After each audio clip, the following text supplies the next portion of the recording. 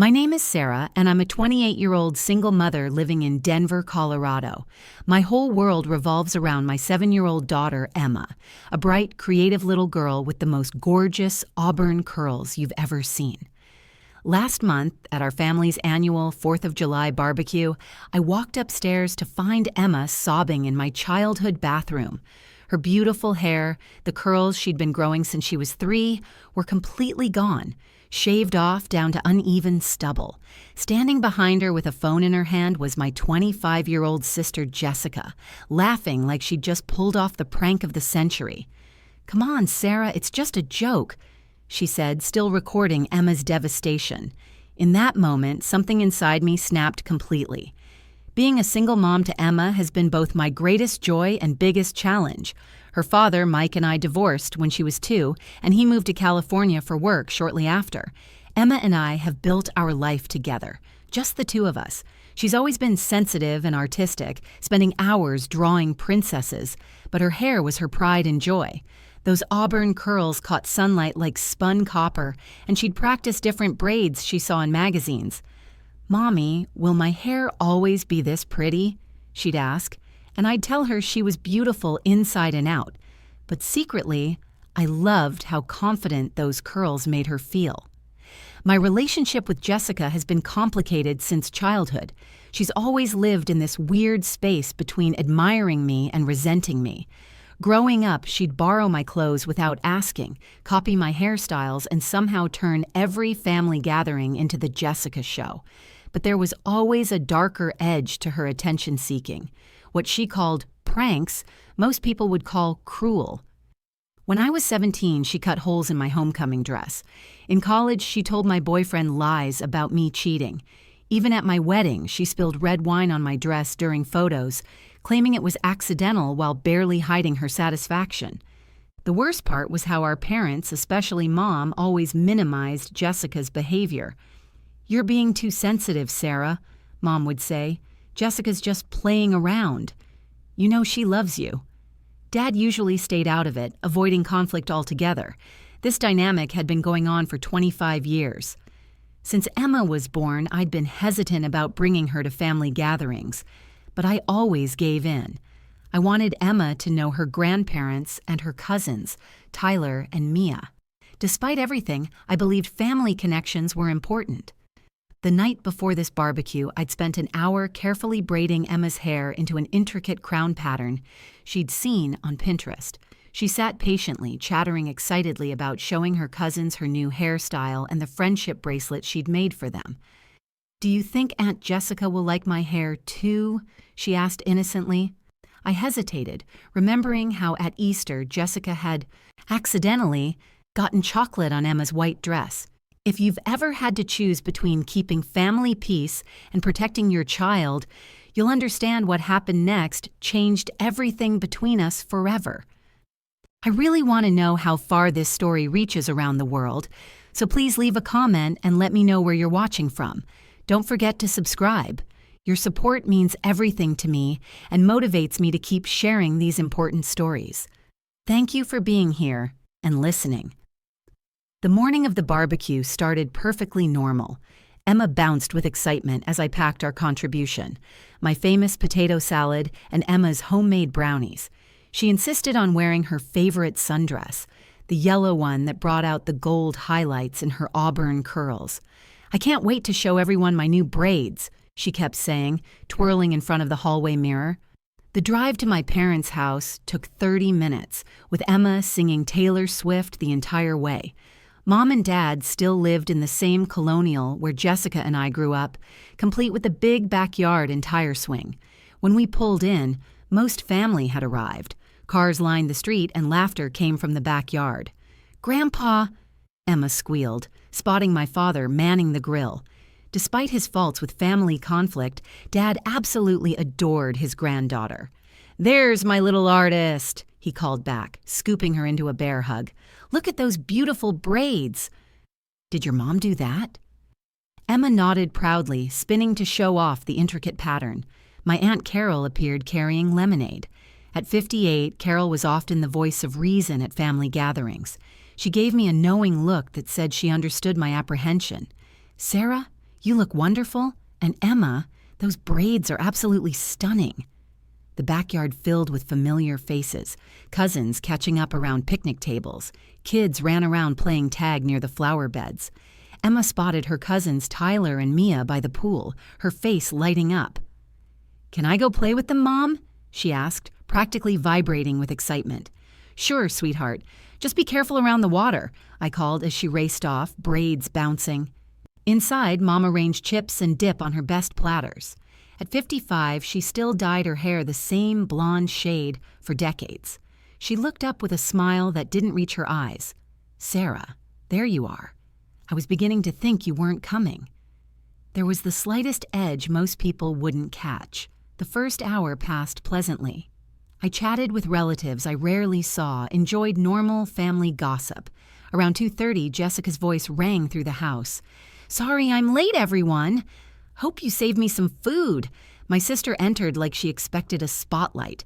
Jessica had always been the prettier one, according to Mom, with perfectly highlighted blonde hair and effortless style that came from having money. She wore designer jeans and a top that probably cost more than my entire outfit. But what I didn't know was that Jessica was hiding something huge from all of us, something that would explain her especially bitter mood that day. For the next hour, I actually started to relax. The family dynamics felt manageable, and Emma was having a blast with her cousins. I could see them through the sliding glass door playing some elaborate game involving lots of running and giggling. Jessica seemed distracted, constantly checking her phone and snapping at Derek over little things, but that wasn't entirely unusual. It was my cousin Rachel who first mentioned something that made my stomach tighten. "Did you know Jessica bought hair clippers yesterday?" she said casually as we stood near the dessert table. "I saw her at Target with these huge professional-looking ones. Said she was going to start cutting Derek's hair at home to save money." Rachel shook her head with amusement. "Strange, considering she just bought that expensive wine." Hair clippers. My mind immediately went to Emma's beautiful braids, and I felt a chill despite the warm July afternoon. "Professional ones?" I asked, trying to keep my voice neutral. "Yeah, the kind they use in actual barber shops," Rachel confirmed. "I thought it was weird, too." Since when is Jessica interested in being frugal? I excused myself and started scanning the backyard for Emma. I could see Tyler and Mia by the pool, but no sign of my daughter. "Have you seen Emma?" I asked them. Tyler barely looked up from his handheld game. "I think she went inside with Aunt Jessica. They said something about showing her something cool upstairs." My blood turned to ice. Jessica had taken Emma upstairs, and she'd recently purchased professional hair clippers. Every maternal instinct started screaming danger, but I tried to rationalize it away. Surely Jessica wouldn't do something that cruel to a child. But as I headed toward the house, I couldn't shake the memory of all the times Jessica had pranked me over the years, always escalating, always crossing lines. Inside, the house was quieter, with most adults outside enjoying the barbecue. I called up the stairs, "Emma? Jessica? Where are you girls?" No response, just the faint sound of what might have been crying coming from somewhere upstairs. My heart started pounding as I climbed the steps 2 at a time. The upstairs hallway was eerily quiet, except for that soft, sobbing sound getting stronger as I approached the bathroom. "Emma?" I called, knocking on the closed door. "Are you in there, honey?" The crying stopped abruptly, followed by sniffling. "Go away," came Emma's small, broken voice through the door. "I don't want you to see me." That's when I knew something terrible had happened. "Sweetheart, it's Mom. Open the door right now or I'm getting Grandpa to find the key." "What's all the fuss about?" Jessica's voice came from behind me, making me jump. She was leaning against the wall with her phone in hand, and there was something almost gleeful in her expression. "Emma's just being dramatic about her little makeover." "What makeover?" I demanded, but Jessica just smirked. "You'll see. Though, honestly, she's acting like we murdered her. It's just hair." At that moment, I heard the lock click, and I pushed the bathroom door open. What I saw will haunt me forever. What happened next revealed the true depth of my sister's cruelty, and it's something I'll never forget. My beautiful daughter stood trembling in the middle of the bathroom floor, her head completely shaved. Chunks of her gorgeous auburn curls lay scattered across the tile like fallen leaves, and patches of uneven stubble showed where the clippers had missed spots. Emma's red, swollen eyes met mine with such shame and devastation that I felt physically sick. "Mommy," she whispered, then burst into fresh, heartbroken sobs. I dropped to my knees and gathered her shaking body into my arms. Behind me, Jessica started laughing. "Oh my God, Sarah, don't be so dramatic. It's just hair. It'll grow back." But she was holding up her phone, and I realized with horror that she was recording us. "She needed to learn not to be so vain," Jessica said matter-of-factly. "Everyone's always fawning over her precious hair like she's some little princess." Tyler and Mia helped hold her still while I gave her a reality check. She turned the phone screen toward me with obvious pride. "Look, I got the whole thing on video. It's hilarious." On the screen, I watched my daughter struggling while her cousins pinned her arms down. Emma was crying, begging them to stop as Jessica ran clippers over her head, laughing. "Say goodbye to your princess hair," Jessica's voice taunted, while Emma screamed. By now, other family members had gathered in the hallway. Dad pushed through, stopping short when he saw Emma's shaved head. "Good Lord," he breathed. "Jessica, what have you done?" "It's just a prank, Dad." Jessica rolled her eyes. "Everyone's so sensitive these days." Some relatives stared in shock, but others were struggling to hide smiles, as if traumatizing a child was harmless family fun. Mom appeared, looking annoyed at the disruption. "What's going on? People are asking where everyone went." She saw Emma's head and for a moment looked surprised, but that expression quickly hardened. "Well, it's not flattering, but hair grows back." "Emma, stop crying. You're making a scene." "Making a scene?" I repeated in disbelief. "Mom, they held her down and shaved her head against her will." "I've already posted the video to our family group chat," Jessica announced proudly. 43 likes already. Everyone thinks it's hilarious." Emma buried her face deeper into my shoulder, trying to disappear. "You filmed this?" Dad asked incredulously. "Of course." The look on her face was priceless. Jessica smirked, then looked directly at Emma. "Maybe now people will notice something about you besides your hair." That's when I saw it clearly. The pure jealousy in my sister's eyes as she looked at my daughter. The same look she'd given me throughout childhood whenever I received attention she thought she deserved. But this time, she had targeted an innocent child. I stood slowly, keeping Emma close, feeling something dark and furious building inside me. If you've ever felt that moment when you realize protecting someone you love means becoming the villain in everyone else's story, you'll understand what I was about to do. I carried Emma downstairs, my mind already made up about what was going to happen next. The crowd of relatives parted as we moved through the living room, some looking ashamed, others still wearing disgusting smirks like they'd witnessed great entertainment. "Where do you think you're going?" Jessica called after me, clutching her phone. "Don't be such a killjoy, Sarah." "We haven't even had cake yet. Emma will get over it." I ignored her, focused solely on getting my daughter somewhere safe. Emma was clinging to me so tightly I could barely breathe, her small body still trembling. I grabbed our purse and Emma's backpack from the closet. "Sarah, you're completely overreacting," Mom said, following us toward the door. "Jessica didn't mean real harm. It was just a silly prank between family." I stopped and slowly turned to face her, careful to keep my voice level despite the volcanic rage building inside me. "A prank is putting plastic wrap over a toilet seat, Mom." This was assault. They physically restrained my 7-year-old daughter and cut off her hair while she begged them to stop. Aunt Carol appeared at my side, gasping when she got a clear look at Emma's shaved head. "Oh my God," she whispered, gently placing a hand on Emma's back. "You poor, sweet baby." Jessica sauntered down the stairs, still holding her phone up. "The video already has 75 likes in the family chat. Everyone's loving it." Check out this comment from Uncle Jim. "About time someone taught that spoiled brat some humility." Something snapped inside me. I handed Emma to Carol and advanced on my sister. "Give me the phone, Jessica. Right now." No way, she laughed, holding it above her head like we were children fighting over a toy. This is going straight to TikTok. Spoiled princess gets reality check. It's going viral. I lunged for the phone, but Jessica danced backward, laughing harder. What's wrong, Sarah? Can't take a joke? Your precious princess will survive, unlike some of us who had to grow up in your shadow. This has nothing to do with our childhood, I hissed. This is about you assaulting my daughter. Assault? Jessica scoffed. Don't be melodramatic. It's a haircut she didn't want. Big deal.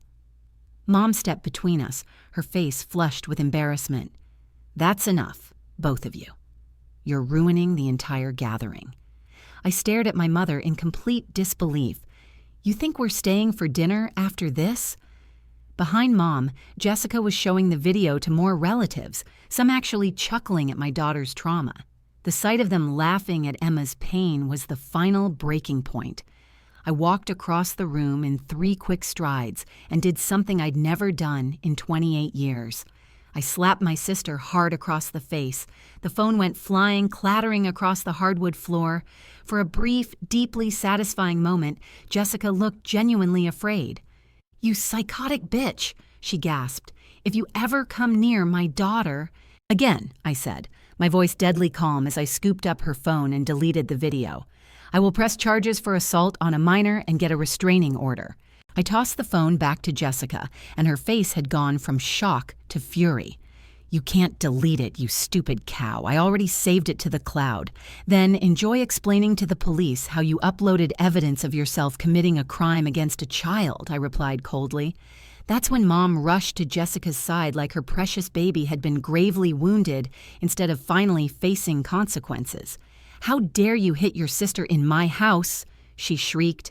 After everything we've done for you and that child, this is how you repay us.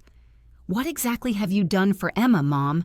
I shot back. Besides ignore her, dismiss her achievements, and now defend the person who traumatized her? That's when my mother revealed something so cruel and untrue that it took my breath away. Don't act so self-righteous, Sarah, she snarled, her facade finally cracking. This is exactly why nobody wanted you to bring that bastard child into this family in the first place. She's been nothing but drama since you announced your pregnancy. The living room fell into horrified silence. Even Jessica looked shocked by what had just come out of our mother's mouth. What did you just say about my daughter? I whispered. Mom's eyes widened, realizing she'd revealed something she'd been thinking for years, but her pride wouldn't let her back down. You heard me. We all know Mike had doubts about her paternity. Why do you think he barely bothers to see her? But we accepted her anyway, despite the embarrassment. I was speechless. Mike and I had been married when Emma was conceived. There had never been any question about her paternity. This was a disgusting lie my mother had apparently been nursing for years. Mom, that's not true, Jessica said, looking uncomfortable for the first time. Even she seemed disturbed by this revelation. Mike never said anything like that. He certainly implied it, Mom insisted. Why else would he move across the country and abandon them? The truth was that Mike had moved to Portland for a job opportunity 6 months ago. We'd been managing fine with video calls and planned visits, but Mom had twisted this into something ugly. I don't know what lies you've been telling yourself, I said, finding my voice, but Emma is Mike's daughter. And even if she weren't, she's my daughter, and you just proved you don't deserve to be in her life. I started toward the door, but Jessica blocked my path. The smug look had returned. So righteous, she sneered. Saint Sarah, always the victim. But we all know the truth now, don't we? No wonder you're so overprotective.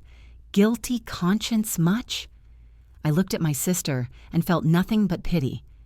You're so eaten up with jealousy that you assaulted a 7-year-old child just to hurt me. What kind of person targets an innocent child? It says I'm not afraid to take what I want, she shot back, her mask completely off now. Unlike you, hiding behind your daughter because your own life is empty and pathetic. Dad finally stepped between us. That's enough, Jessica. Sarah, take Emma home. We'll talk when everyone's calmed down. As I gathered our things, Mom made one last desperate attempt at control. "If you leave now, Sarah, don't bother coming back." Family loyalty still means something to some of us. I turned one final time. Family loyalty means protecting those who can't protect themselves. If this is your definition of family, then Emma and I are better off without it. With those words hanging in the air, I walked out and closed the door firmly behind me.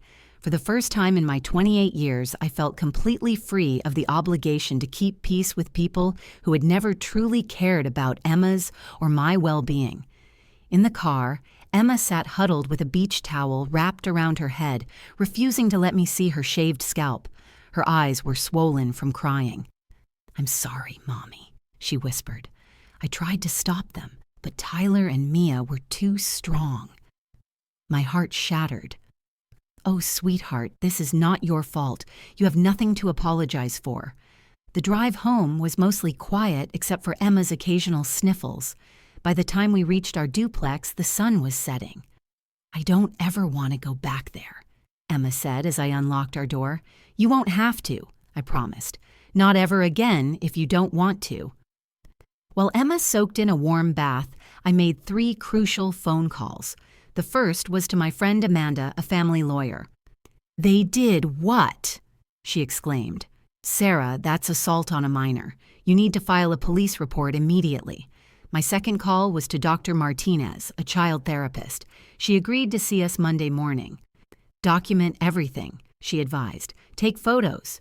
Write down exactly what happened. This kind of betrayal by family can be deeply traumatic." My third call was to Mike. Despite what my mother had implied, Mike had never questioned Emma's paternity. When I told him what happened, he was furious.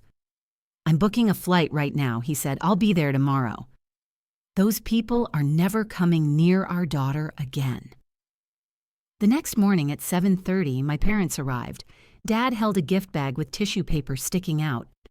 "We need to talk," Mom said, less commanding than usual. "Things got out of hand yesterday." "Out of hand?" I repeated. "Is that what you call assault?" Inside the bag was an expensive auburn wig. "You think this fixes anything?" I asked. "It's a start," Mom said. "We feel terrible."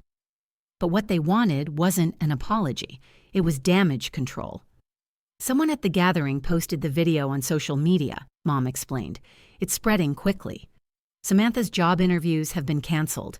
No company wants to hire someone filmed assaulting a child."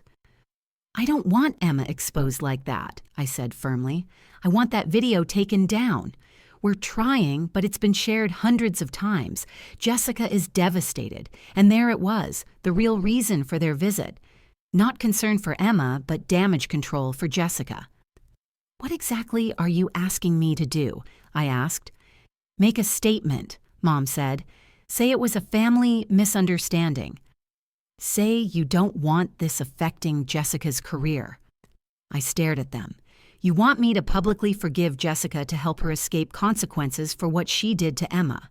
Within a week, I had filed a police report and consulted with a lawyer about a restraining order.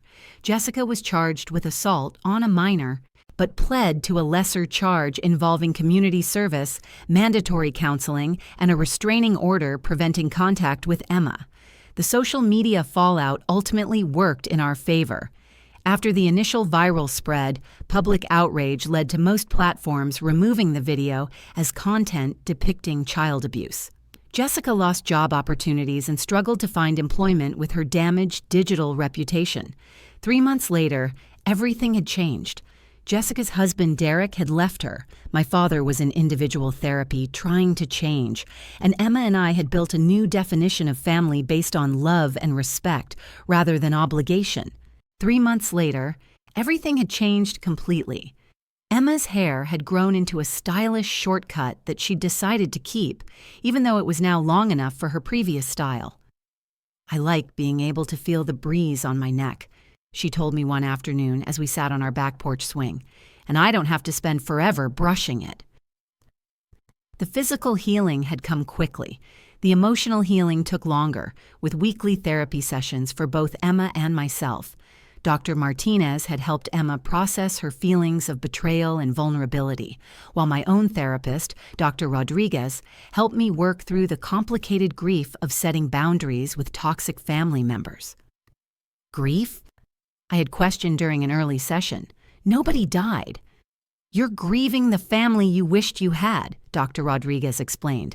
The supportive mother, the loving sister, the protective father. It's okay to mourn those relationships even as you build healthier ones. The legal consequences for Jessica had been significant. The district attorney charged her with assault on a minor, but allowed her to plead to a lesser charge that included 200 hours of community service, mandatory anger management counseling, and a restraining order preventing her from contacting Emma. The social media fallout had ultimately worked in our favor. After the initial viral spread, public outrage led to most platforms removing the video as content depicting child abuse. Jessica had lost multiple job opportunities and struggled to find employment with her digital reputation damaged. According to my father, she was finally facing real consequences. Your mother still struggles with accepting that, he told me during one of our careful rebuilding conversations, but I'm holding firm. No more enabling. My relationship with my father was slowly healing. He came by once a week to spend time with Emma, always respecting my boundaries and never pressuring me to reconcile with Jessica or my mother. He brought thoughtful gifts, flowers for me, art supplies for Emma, and listened more than he spoke. I've missed so much by being passive, he admitted one evening after dinner. I don't want to miss any more of Emma's childhood. My mother was a different story. After her initial attempt to make me help Jessica avoid consequences, she had retreated into wounded pride and martyrdom. She sent occasional texts about how painful it was to be cut off from family, but never acknowledged her role in the situation or asked how Emma was healing. Classic narcissistic response, Dr. Rodriguez noted when I shared these messages. When unable to control the narrative, she positions herself as the victim. The healthiest surprise had been the strengthened relationships that emerged from the wreckage. Aunt Carol had become a regular presence in our lives, dropping by with baked goods and stories about my childhood that painted a more accurate picture than my mother's selective, tender memories. Your mother was always jealous of the attention you received as a child, she revealed one afternoon over tea. You were outgoing and naturally charming. People gravitated to you. Margaret wanted that kind of easy charisma, but never had it, so she focused all her energy on Jessica instead. That doesn't excuse what they did to Emma, I said. Nothing excuses that, Carol agreed firmly.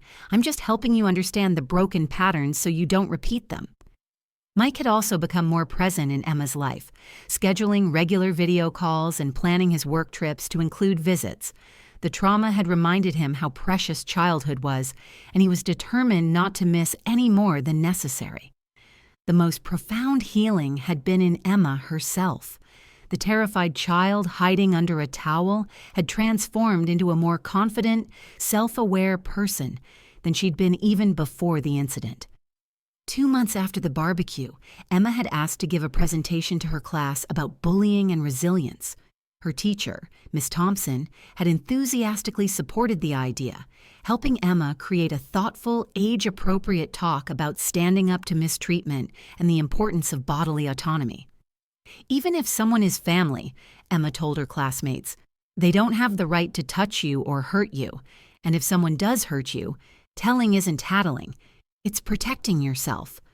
Watching her speak with such clarity and conviction brought tears to my eyes. Out of such cruelty had come this unexpected gift, her early understanding of boundaries and self-worth, lessons many adults still struggled to learn. Instead of attending traditional family reunions, we created new traditions. Emma and I, sometimes joined by Mike or Aunt Carol, took weekend trips to the mountains, had backyard movie nights, and volunteered at the local animal shelter. Family is who treats you with love and respect became our unofficial motto, repeated whenever Emma asked difficult questions about Jessica or her grandmother. On a warm September evening, as Emma's 8th birthday approached, we sat together making invitations for her party. She carefully wrote out names. her school friends, our neighbors, Aunt Carol, her father, and several other supportive adults who had helped during the difficult months. "Mom," she asked, setting down her marker, "do you think people can really change?" I considered the question carefully. I think people can change if they truly want to and are willing to do the hard work. "Why do you ask?" "I was wondering about Grandma and Aunt Jessica," she said. "Do you think they'll ever change?" Despite everything, she still wondered about the family members who had hurt her. "I don't know, sweetheart," I answered honestly. "Your aunt is in therapy now, which is a good first step. But real change means acknowledging the harm you've caused, making amends, and behaving differently over time. Like Grandpa is trying to do," she observed. "Yes, like Grandpa." She nodded thoughtfully. "I'm not ready to see them again, but maybe someday, if they change for real." Her wisdom continually amazed me. "That's very mature, Emma, and it's completely your choice. You don't owe forgiveness to anyone who hasn't earned it." "Dr. Martinez says forgiveness is for yourself, not the other person," Emma said, returning to her invitations. "But you still need boundaries." Later that night, after Emma was asleep, I sat alone on the porch reflecting on how much had changed. The pain wasn't gone. The betrayal still stung, and I still had moments of rage remembering Emma's sobs. But those feelings no longer controlled me. Instead, they had transformed into determination to build a healthier life for both of us. My phone buzzed with a text from my father. "Margaret agreed to start individual therapy next week.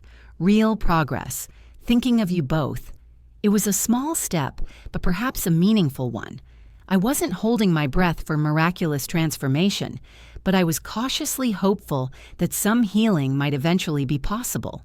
The journey wasn't over. There would be more difficult days, more healing to do, more boundaries to maintain.